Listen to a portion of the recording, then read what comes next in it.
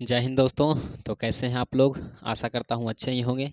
तो आज हम लोग फिर से मौजूद हैं एक नई क्लास के साथ, जिसमें आपका चैप्टर जो है क्या हो जाएगा, ये 5 हो जाएगा। किसका? तो काव्यखंड का चैप्टर जो है क्या होगा, 5 होगा। इससे पहले जितना भी चैप्टर था यानी 4, 3, 2 और 1, इन सभी चैप्टर को हमने आपको पढ़ा दिया है। और उसका जितना भी ऑब्जेक्टिव था वो और जितना भी सब्जेक्टिव था वो, उन सभी को हमने आपको क्या किया है, पूरा अच्छी तरह से बता दिया है। ठीक है।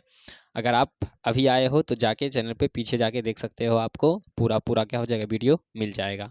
तो आपको उसी प्रकार से हम फिर भी पढ़ाने वाले हैं। कैसे? तो सबसे पहले हम लोग कवि के बारे में जानेंगे, और जैसे ही कवि के बारे में ख़त्म होगा तो उसके बाद इस पूरी कविता का क्या करेंगे, संपूर्ण अर्थ को हम लोग क्या करेंगे, समझ लेंगे। ठीक है। तो ध्यान से सुनिएगा, यहाँ से ऑब्जेक्टिव बहुत सारा बनता है। ठीक है। जैसे कि आप लोग पीछे वीडियो में देख चुके होंगे कि ज़्यादातर कवि से ही रिलेटेड क्या होता है, ऑब्जेक्टिव आता है। तो इस कारण से आपको इस पर ध्यान देना है। जैसे पहला क्वेश्चन ध्यान से सुनिएगा, बोल रहा है कि सुमित्रा नंदन पंत का जन्म सन 1900 ईस्वी में अल्मोड़ा जिले के रमणीय स्थान कसौनी, जो कि उत्तरांचल में हुआ था। सबसे पहला क्वेश्चन, सुमित्रा नंदन पंत का जन्म कब हुआ? तो 1900 ईस्वी में। क्या हुआ? 1900 ईस्वी में। आगे है कि अल्मोड़ा जिले के रमणीय स्थान कसौनी उत्तरांचल में हुआ था। कहाँ हुआ था? रमणीय स्थल कसौनी उत्तरांचल में हुआ था। ठीक है। आगे है कि जन्म के 6 घंटे बाद ही इनके माता सरस्वती देवी का देहांत हो गया। यानी जैसे ही सुमित्रानंदन पंत जी का जन्म हुआ, उसके मात्र 6 घंटे बाद, ठीक है, कितने घंटे? 6 घंटे बाद इनके माता जी का क्या हो गया था, देहांत हो गया था। आगे है कि, और दूसरा, इनके माता का देहांत हो गया, माता का नाम क्या था? तो सरस्वती देवी। ठीक है। क्वेश्चन पूछेगा कि आपको कि सुमित्रा नंदन पंत के माता का नाम क्या था, तो आप याद रखोगे कौन सा? तो सरस्वती देवी। आगे है कि पिता गंगादत्त पंत कसौनी टी एस्टेट में अकाउंटेंट थे। आपको पूछेगा दूसरा, सुमित्रा नंदन पंत के पिता का नाम क्या था? तो आपको याद रखना है क्या चीज़? गंगादत्त पंत। ठीक है, गंगादत्त पंत। और उसके बाद ये क्या काम करते थे? तो कसौनी टी एस्टेट में अकाउंटेंट थे। क्या थे? अकाउंटेंट थे। आगे है कि पंत जी की प्राथमिक शिक्षा गांव में हुई और फिर बनारस से उन्होंने हाई स्कूल की शिक्षा पाई। क्वेश्चन पूछेगा आपको कि पंत जी या निम्नलिखित में से किस कवि ने अपनी प्राथमिक शिक्षा गांव में पूर्ण की थी? तो सुमित्रानंद पंत। उसके बाद इन्होंने जो है हाई स्कूल की जो है शिक्षा कहाँ जाके प्राप्त की थी? तो बनारस में जाकर प्राप्त किए थे। आगे है कि वे कुछ दिन तक कला कंकर राज्य में भी रहे। आपको क्वेश्चन देगा कि निम्नलिखित में से कौन सा कवि जो है कांकर राज में रहे थे? तो आपको याद रखना है कौन सा? सुमित्रानंदन पंत जी। आगे है कि उसके बाद आजीवन वे इलाहाबाद में रहे। उसके बाद जो है वे कहाँ चले आए? पूरे जीवन भर के लिए जो है इलाहाबाद में आके बस गए। आगे है कि 29 दिसंबर 1977 ईस्वी में उनका निधन हो गया। अब जन्म लिए थे सन 1900 ईस्वी में, और 29 दिसंबर 1977 ईस्वी में इनका क्या हो गया? निधन हो गया, यानी इनकी मृत्यु हो गई। अब आपको लगता है कि 1900 और 77 यानी 77 साल जिए। अरे भाई 77 साल जिए हैं ना, तो देख लो ये कितना चीज़ करके गए हैं। ठीक है। हम लोग उतना दिन में जो है ना कुछ भी नहीं कर पाएंगे, लगता है। कर पाएंगे? अगर तू लोग साथ देगा तो जरूर कर लेंगे। चलिए आगे देखते हैं। बोल रहा है कि पंत जी का आरंभिक काव्य प्रकृति प्रेम और शिशु सुलभ जिज्ञासा को लेकर प्रकट हुआ। अब देखो, इन्होंने जब कविता लिखना शुरू किया था तो इन्हें प्रकृति प्रेम, यानी जो हमारे देश यानी हमारे जो है पर्यावरण में जो चीज़ घटनाएं होती थी इसके बारे में लिखते थे। दूसरा, शिशु सुलभ, यानी बच्चे को जो है छोटी छोटी कविताओं को जो है बता के उसके अंदर जिज्ञासा को पैदा करने के लिए इस तरह की कविता पहले पंत जी क्या करते थे? लिखते थे। आगे है कि उनकी आरंभिक रचनाएं प्रकृति और सौंदर्य के प्रेमी कवि के संवेदनशील अभिव्यक्तियों से परिपूर्ण था। यानी शुरू में जब ये कविता लिखते थे तो उस समय जो है प्राकृतिक और सौंदर्य, यानी प्रकृति में किस प्रकार की सुंदरताएं हैं इसके बारे में ये जो है क्या करते थे? पहले बताते थे। और संवेदनशील अभिव्यक्ति से परिपूर्ण था, यानी कोई भी व्यक्ति अगर इसे सुनता ना तो वह उनकी ओर क्या हो जाता था? आकर्षित हो जाता था। ठीक है। आगे है कि पंत जी प्रवृत्ति से छायावादी हैं। आपको क्वेश्चन पूछेगा कि निम्नलिखित में से कौन कवि छायावादी हैं? तो पंत जी। पंत जी कैसे कवि हैं? तो छायावादी कवि।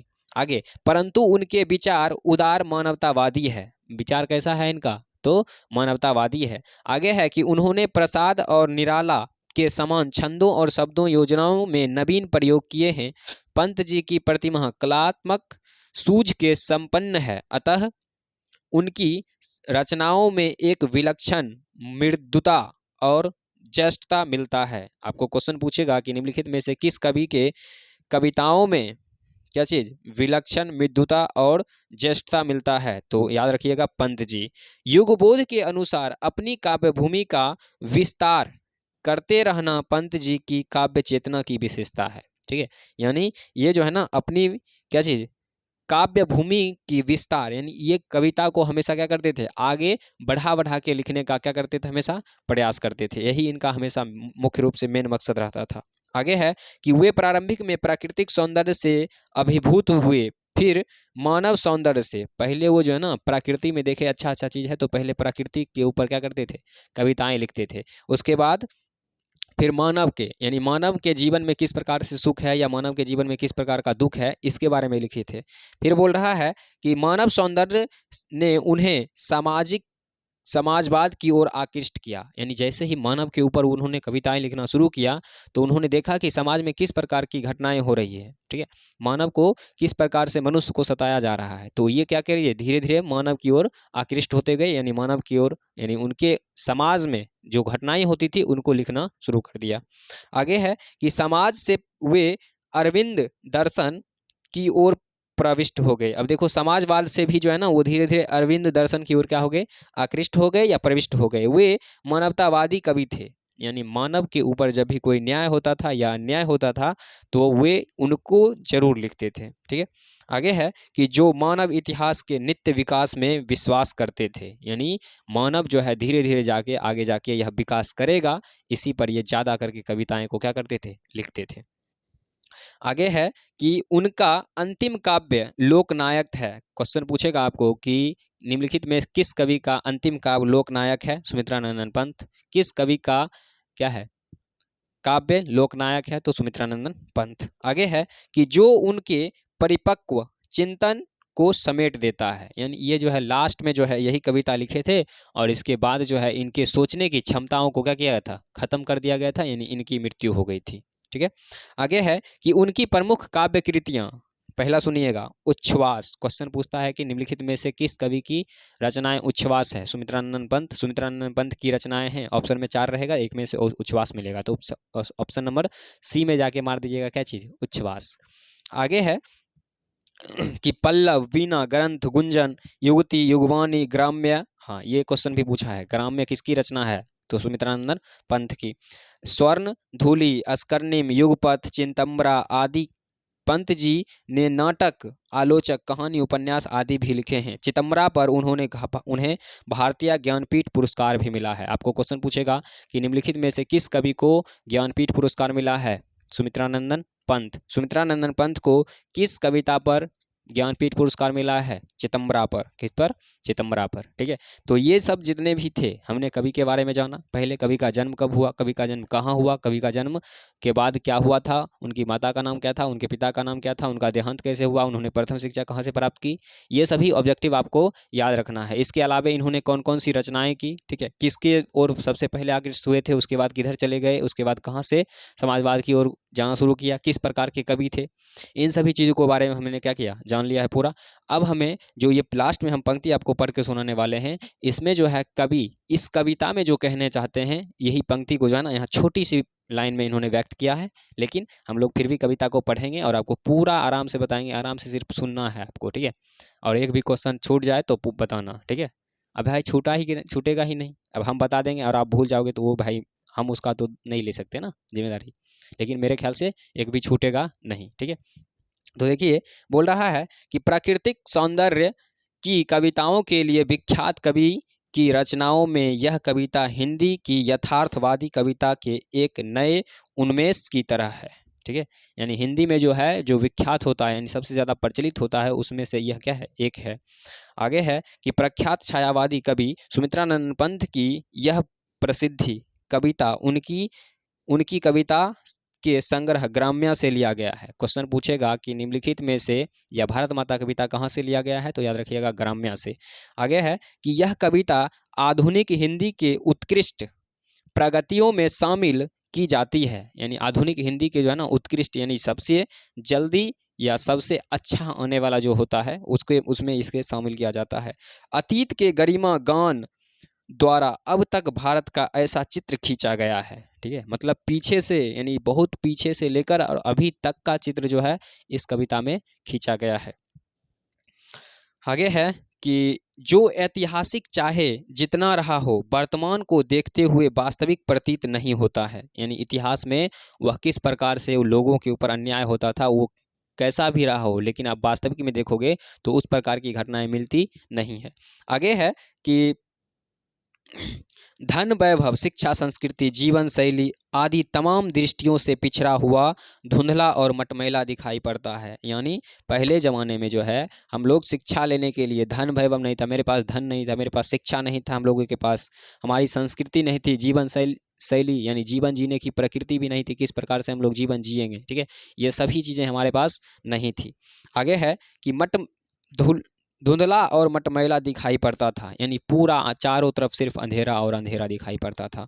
आगे है कि यह देश हमारा वही भारत है जो अतीत में कभी सभ्य, संस्कृति, ज्ञान और वैभवशाली रहा था। और ये बताते हैं कि इससे पहले हमारा वही भारत था, गुलाम होने से पहले वही भारत था जहाँ पर अतीत के सभी सभ्य, संस्कृति, ज्ञानी, सबसे बड़े ज्ञानी जो है ना, सबसे ज़्यादा ज्ञानी लोग जो है कहीं पे है तो भारत में थे। ठीक है, आपको पता है ना, चंद्रगुप्त मौर्य यहीं पे आया था, यहीं का राजा बना था। ठीक है, चाणक्य यहीं के थे, गीता का प्रकाशन यहीं हुआ है, आपको कविता में देखने को मिलेगा।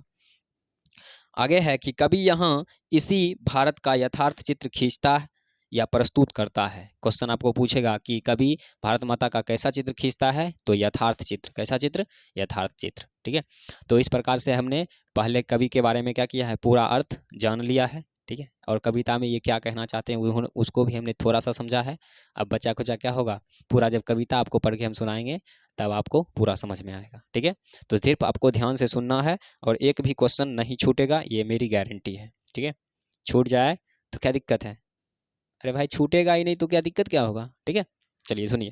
बोल रहा है कि भारत माता ग्राम वासनी, इसका मतलब होता है कि भारत माता जो है कहाँ बसती है, तो गाँव में बसती है। आपको क्वेश्चन पूछेगा ऑब्जेक्टिव कि भारत माता कहाँ बसती है, तो याद रखिएगा गाँव में।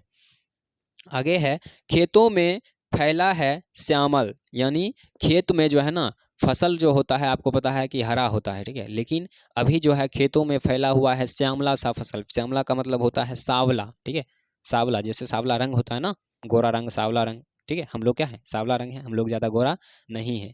अभी जो है ना, अगर नीचे वाला लाइट बंद कर दें तो आप लगेगा आपको जो है ना दुनिया भर का काला हम ही नज़र आ रहे हैं आपको। ठीक है, लेकिन अभी लाइट लगा हुआ है तो हम लोग लगते हैं क्या चीज़, पूरा गोरा है, ऐसा कोई बात नहीं है। ठीक है, आगे है कि धूल भरा मैला सा आंचल, गंगा यमुना में आंसू जल, मिट्टी की प्रतिमा उदासीन। अब देखिए ध्यान से सुनिएगा, बोल रहा है कि भारत माता ग्राम वासनी, यानी भारत माता कहाँ वास करती है, तो गाँव में वास करती है। खेतों में फैला है श्यामल, यानी खेत में जो फैला हुआ फसल है वो कैसा है, श्यामल है, यानी सावला है। धूल भरा मैला सा आंचल, यानी भारत माता का आंचल जो है उसमें क्या है, धूल भरा हुआ है, मैला लग रहा है। आगे है कि गंगा यमुना में आंसू जल के, मिट्टी की प्रतिमा उदासीन, यानी गंगा यमुना की जो जल है वह जो है ना उसकी तुलना कभी किससे कर रहे हैं, भारत माता से कर रहे हैं कि गंगा यमुना में जितना भी जल है वो एक तरह से समझिए तो भारत माता के क्या हैं, आंसू हैं। मिट्टी की प्रतिमा उदासीनी, और वह जो है किस प्रकार से बन गई है, तो जिस प्रकार से कोई मिट्टी की प्रतिमा यानी मूर्ति को बना देते हैं और वह केवल क्या होता है, उदासीन दिखता है, उसमें कोई हलचल नहीं होती है। ठीक है, आगे देखिए क्या है कि दैन जरित अल्पक नत चितवन। दैन का मतलब होता है, देखिए यहाँ पे दिया है कि दैन का मतलब होता है गरीबी। ठीक है, गरीबी, और है जरित्र, जरित्र का मतलब होता है स्थिर यानी चेतनाहीन। अल्पक, अल्पक का यहाँ पर मतलब होता है कि थोड़ा सा। ठीक है, पहले गरीब, जरित्र, अल्पक, नत चितवन। नत चितवन का मतलब होता है नत चितवन का मतलब होता है दृष्टि, और नत का मतलब होता है झुका हुआ। देखिए सबसे पहले बताया कि दैन जरित अल्प नत चितवन, यानी वो जो है गरीब हैं, ठीक है, शोषित हैं। अल्प नत चितवन यानी उनका सिर जो है क्या हुआ है, झुका हुआ है। आगे है कि अंधेरों में चीर नीरव रोदन, और वह जो है रोने के लिए भी जो है ना हमेशा अंधेरा ढूंढते रहते हैं। रोने के लिए वो क्या करते हैं, अंधेरा ढूंढते रहते हैं। आगे है युग युग के तप से विषन मन और युगों युगों से, ठीक है, जब 12 वर्ष बीतता है तो एक युग बीत जाता है। तो वही बोल रहे हैं कि युगों युगों से तप से विषनन मन, यानी युगों युगों से जो है उनका मन क्या हो गया है, विषात हो गया है। क्या हो गया है, विषात हो गया है। वह अपने ही घर में प्रवासनी, और वह जो है अपने ही घर में बेगानी बन गई है। बेगानी का मतलब होता है, जैसे मान लीजिए आप यहाँ से किसी रिश्तेदार के यहाँ जाओगे और वहाँ पर अगर कुछ भी होता है तो आपको उसमें बोलने की कोई जिम्मेदारी नहीं रहेगी। उसी प्रकार से कवि कह रहे हैं कि भारत माता भारत में रहते हुए, यानी अपने घर में रहते हुए भी क्या बन गई है, प्रवासनी बनी हुई है। कैसी बनी हुई है, प्रवासनी बनी हुई है।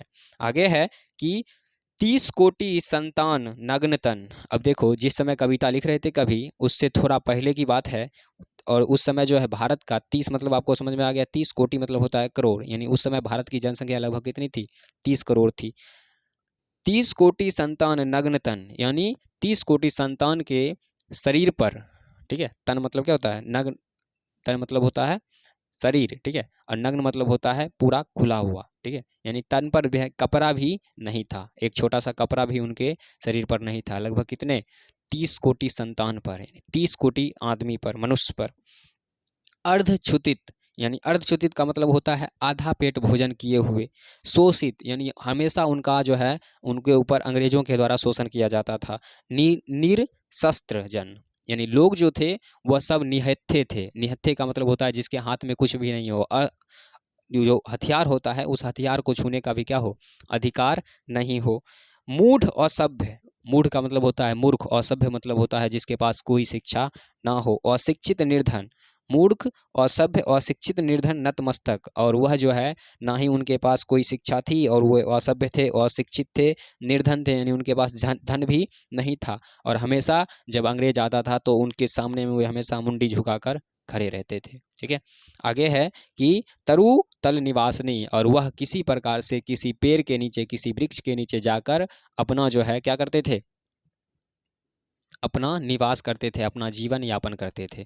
आगे है कि स्वर्ण सस पदतत लुंठित, यानी बोल रहे हैं कि भारत में सोने जैसे फसल को अंग्रेजों के पैरों तले क्या हो रहे हैं, रौंदे जा रहे हैं। ठीक है, अंग्रेजों के पैरों तले रौंदे जा रहे हैं। धरती सी या धरती सा सहनशील मन कुंठित, यानी और धरती की तरह जो है ना भारत माता क्या है, सहनशील हो गई है, सहनशील मन कुंठित, और उनके मन में जो है वह किसी प्रकार से उसे सिर्फ सहती जा रही है, सहती जा रही है। आपको पता है इस पृथ्वी पर कितना भी आप इस पर भार दे दीजिएगा, इसको कुछ नहीं होने वाला है। ठीक है, यह हमेशा हरा सारा चीज़ को क्या करेगा, सहता जाएगा। उसी प्रकार से बोल रहे हैं कि स्वर्ण सस पदतत लुंठित, यानी सोने जैसे फसल को अंग्रेजों के पैरों तले रौंदे जा रहे हैं। धरती सा सहनशील मन कुंठित, यानी धरती की तरह सहनशील हो गई है भारत माता का मन।